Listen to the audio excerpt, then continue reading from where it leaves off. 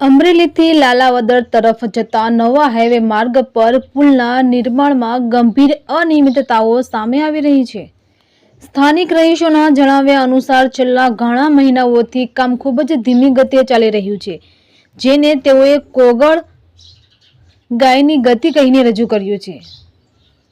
કામ દરમિયાન કોઈ જવાબદાર અધિકારીની હાજરી જોવા મળતી નથી, તેમજ પૂરતું મોનિટરિંગ પણ થતું નથી। હાલમાં જે પુલનું નિર્માણ થઈ રહ્યું છે તે ભાગમાં તળાવ આવેલું છે। સ્થાનિકોના જણાવ્યા મુજબ તળાવમાંથી પાણી ન કાઢી આરસીસી નાખવામાં આવી રહી છે, જે નિર્માણની ગુણવત્તા પર ગંભીર પ્રશ્નો ઊભા કરે છે। અહેવાલો અનુસાર કરોડો રૂપિયાની ફાળવણી છતાં પણ માર્ગમાં ગુણવત્તાનું ગંભીર અભાવ જોવા મળે છે।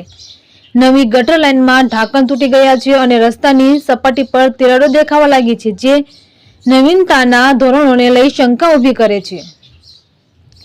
પુલના કામ દરમિયાન માર્ગ પર મોટા અવરોધો મૂકવામાં આવ્યા છે, જેને કારણે વાહન ચાલકોને ભારે અસુવિધા ભોગવવી પડી રહી છે। સ્થાનિક વૃદ્ધો જણાવે છે કે આ વિસ્તારમાં ન તો રાત્રિ દરમિયાન લાઇટની વ્યવસ્થા છે અને ન તો અન્ય પબ્લિક સુવિધાઓ ઉપલબ્ધ છે। ઉલ્લેખનીય છે કે આ વિસ્તાર 4 માર્ગોનું મિલન બિંદુ છે, જેના કારણે ટ્રાફિક ઘટનાઓ અને અકસ્માતોની શક્યતા સતત રહે છે।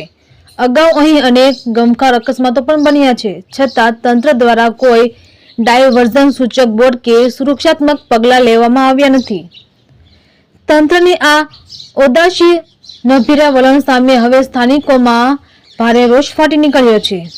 રહીશોએ તાત્કાલિક તપાસ કરી જવાબદારો સામે પગલાં લેવાની તથા કામની ગુણવત્તા સુનિશ્ચિત કરવાની માંગ ઉઠાવી છે। રિપોર્ટર મૌલિક દોશી, અમરેલી।